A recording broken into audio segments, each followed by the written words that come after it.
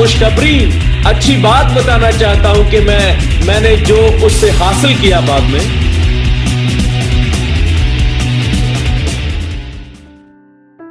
خدا یسوع مسیح کے زندہ جلالی اور بابرکت نام میں آپ سب کی سلامتی ہو. میں ہوں پاسٹر جسٹن اور آپ کے لیے پروگرام لے کر آیا ہوں kingdom talk with pastor Justin. یہ ہمارا پہلے سے پروگرام چل رہا تھا جو اپنی مصروفیت کی باعث کئی سال میں نہیں کر سکا، 2 سال. اس لحاظ سے اب دوبارہ سے خدا کے فضل سے یہ شروع کر رہا ہوں. وہ بھی مجھے انسٹیگیٹ کیا ایک بات نے جو پچھلے دنوں 22 جون کو سنڈے کے میسج پر ڈاکٹر جمیل ناصر صاحب نے اسرائیل کو یہ کہہ دیا کہ وہ ایران کے غلام تھے. نو ڈاؤٹ کہ وہ ایگزائل میں گئے تھے، نو ڈاؤٹ کہ وہ نبوکت نظر کی غلامی میں گئے تھے، لیکن قطع نظر اس کے یہ کہنا کہ وہ غلام تھے یہ بالکل خدا کی چنی ہوئی قوم کی توہین ہے. خدا نے پہلے بطن سے ہی اس کو چن لیا تھا، یعقوب کو جدا ہو جائیں گے، اور اس کے بعد یعقوب کو اسرائیل کا درجہ ملا. اور یعقوب کے ساتھ خدا کے وعدے آپ سب جانتے ہیں، اور یعقوب کی لائنیج سے ہم دیکھتے ہیں کہ یسی، اور یسی کی لائنیج سے داؤد، اور داؤد سے خدا کا وعدہ کہ میں اپنی سلطنت کے عصا کو تجھ سے جدا نہ کروں گا. تو یہ خدا کا وعدہ، خدا کا جو اقرار داؤد کے ساتھ اور یعقوب کے ساتھ، ابراہیم کے ساتھ ہے، اس کو ہم کیسے جھٹلا سکتے ہیں؟ اور اگر ڈاکٹر جمیل ناصر صاحب نے کہا کہ king Cyrus the great was anointed one from God, even God prophesied about him before his birth a long time ago, 150 years roundabout. So اگر یہ کہا جائے کہ وہ ممسوح ہے اور اس کو اس طرح سے بیان کرنا غیر قومیں سن رہی ہیں کہ اس کو کہنا کہ وہ مسیح ہے، جبکہ خدا نے جو انبیاء کرام تھے جو کہانت کے درجہ پر کاہن چنے جاتے تھے، ان کو بھی ممسوح کہا جاتا ہے. اور خدا کے حضور جو کھڑے ہونے والے کروبی ہیں وہ بھی ممسوح ہیں. اور آج کے دور میں جو خدا کے چنے ہوئے لوگ ہیں وہ بھی خدا کے ممسوح ہیں. اس کا مطلب یہ نہیں کہ ان کو مسیح کے ساتھ جوڑ دیا جائے. مسیح خداوند himself was God. تو ہم اس کو جاننے کے لیے آج اس بات کو کھولیں گے، کیونکہ بائبل مقدس کو سمجھنا بادشاہت کے تصور کو بالائے طاق رکھتے ہوئے ناممکن ہے.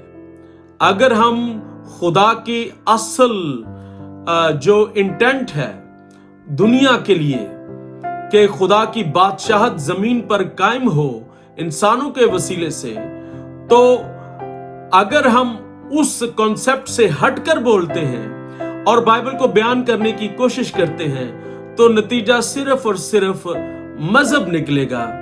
اور خدا نے کوئی مذہب نہیں دیا. گو کہ 3 اقوام اپنے آپ کو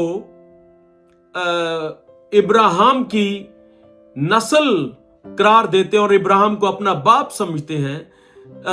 3 اقوام یا 3 مذاہب، یہود، اسلام اور مسیحیت، یہ تینوں ابراہیم کو اپنا باپ کہتے ہیں. لیکن खुदा ने इनको कोई मजहब नहीं दिया। खुदा ने सिंपल कहा कौम बनी इसराइल को कि तुम मेरे लोग होंगे और मैं तुम्हारा खुदा हूंगा। और जब उन्होंने शमूएल से शिकायत की कि अब तू ज़ईफ हो गया है, हमको हमारे सामने चलने के लिए हमारे सामने लीड करने के लिए एक बादशाह हमें दे दे, तो शमूएल ने इस बात से गुस्सा किया, क्योंकि शमूएल जानता था कि खुदा खुद जो है वो हमारा बादशाह है।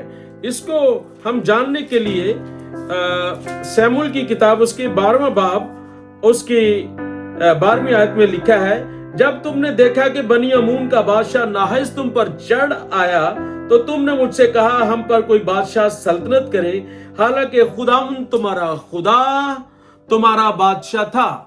तो जब उन्होंने इसको डिनाई किया और शमूएल से कहा, पहला शमूएल उसके 8वें बाब की 6ठी आयत में, लेकिन जब उन्होंने कहा हमको कोई बादशाह दे जो हमारी अदालत करे, तो ये बात शमूएल को बुरी लगी और शमूएल ने खुदावंद से दुआ की और खुदावंद ने शमूएल से कहा जो कुछ ये लोग तुझसे कहते हैं तू उसको मान, क्योंकि उन्होंने तेरी नहीं बल्कि मेरी हकारत की है और मैं उनका बादशाह ना रहूं। सो खुदा की इंटेंट दुनिया को बनाने के लिए यह है कि खुदा बादशाह हो और हम उसकी रियाया हों। सो डॉक्टर साहब, आपको बाइबल बयान करने से पहले बादशाहत के बारे में, खुदा की बादशाहत के बारे में समझना बहुत जरूरी है। इसलिए आप एक अपॉलोजिस्ट हैं, आप मुनाजरों का काम किया करें, आप चर्चिज में बाइबल को सुनाने की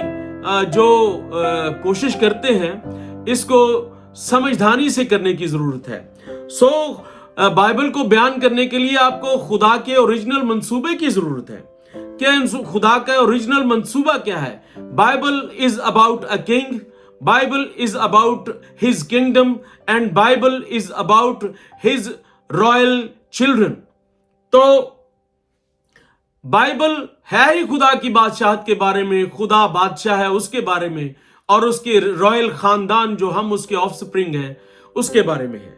सो लिहाजा मैं बयान करने वाला हूं कि वो इस्राएली या यहूदी जो के वसीले से जो है नबूकदनेस्सर जब उनको ले गया अपनी गुलामी में, वो खुदा के मंसूबे के तहत लेके गया था। खुदा ने उसको कहा था, यिर्मयाह 25:9 में खुदा फरमाता है, देखो मैं बाबल के बादशाह नबूकदनेस्सर को जो मेरा खादिम है बुलाकर उस सरजमीन में और इसके बाशिंदों पर लाऊंगा और उनको तबाह करूंगा। सो ये है खुदा ने खुद बुलाया नबूकदनेस्सर बादशाह को ताकि वो जो यहूदियों को सजा दे। तो उनको ये सजा इसलिए दी थी कौम बनी इसराइल को या यहूदियों को कि उनकी जिंदगी में खुदा के बारे में डिसोबीडियंस और आइडल्ट्री यानी बुतप्रस्ती, इनजस्टिस यानी नाइंसाफी और मॉरल करप्शन और बहुत तरह के गुनाह पाए जाते थे। इसलिए खुदा ने उनको सजा दी और नबूकदनेस्सर जो 586 BC में उसने जो है वो हैकल को बर्बाद किया और उसके हुक्म पर जलोदारों का यानी जो पर्सनल बादशाह के बॉडीगार्ड होते हैं उनका सरदार जो है नबूजरादान, जिसने आके यरूशलेम को तहस नहस किया और वहां के सारे पढ़े लिखे और शाही खानदान के लोग और जितने भी जो करीम लोग थे वहां से वो उनको लेके अपने मुल्क यानी बेबीलोन यानी बाबल में चले गए। सो लिहाजा ये खुदा की पेशन गोई थी कि वो 70 साल की असीरी में रहेंगे اور 70 سال بعد جب دانیل نے دعا کی تو دانیل کی دعا کے بعد جو ہے خدا نے اس کی آواز کو سنا، اور پورے 70 سال بعد جب عزرا کی کتاب میں ہم دیکھتے ہیں پہلے باب کی پہلی آیت سے چوتھی آیت تک، تب سائرس دی گریٹ نے ان جو ایگزائل میں گئے ہوئے لوگ تھے، جو خدا کی مرضی سے گئے ہوئے لوگ تھے، جو خدا نے بلایا تھا نبوکت نظر کو کہ وہ ان پر چڑھائی کرے، شمالی جو حکومت تھی یہودہ کی سلطنت تھی، اس پر حکومت اس کو تہس نہس کریں، یروشلم کو تباہ کریں اور ان کو وہ اسیری میں یا ایگزائل میں لے جائیں۔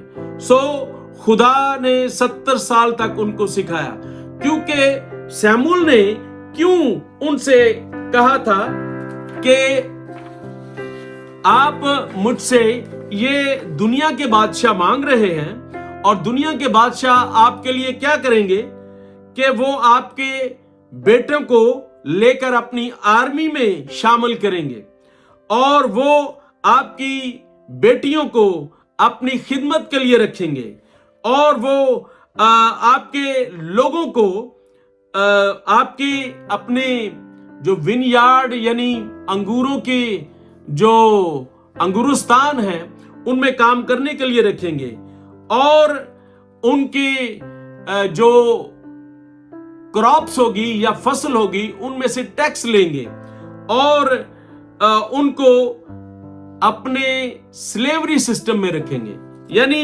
غلامی میں رکھیں گے۔ یہ دنیا کے بادشاہ اپنی رعایا کے ساتھ کرتے ہیں، لیکن ہمارا بادشاہ کیا ہے؟ ہمارا بادشاہ جس نے کہا تم نے نہیں بلکہ میں نے تم کو چن لیا، وہ خود ہمارے لیے جو ہے مہیا رہتا ہے، ہر وقت تیار رہتا ہے کہ وہ اپنی آرمی کو بھیجے۔ وہ آسمان پر ایک آرمی موجود ہے، یعنی لشکر، رب الفواج کا جو لشکر ہے، وہ لشکر یعنی آرمی، خدا نے اپنی آرمی، بادشاہت کی آرمی بنا رکھی ہے۔ اور جب آپ کو کوئی بھی زمین پر، کیونکہ آپ رائل فیملی ہیں، آپ ایمبیسڈر ہیں، کسی ایمبیسڈر کو کوئی بھی ٹچ کرے تو آرمی جو ہے وہ حرکت میں آتی ہے، آرمی فوراً پہنچ جاتی ہے۔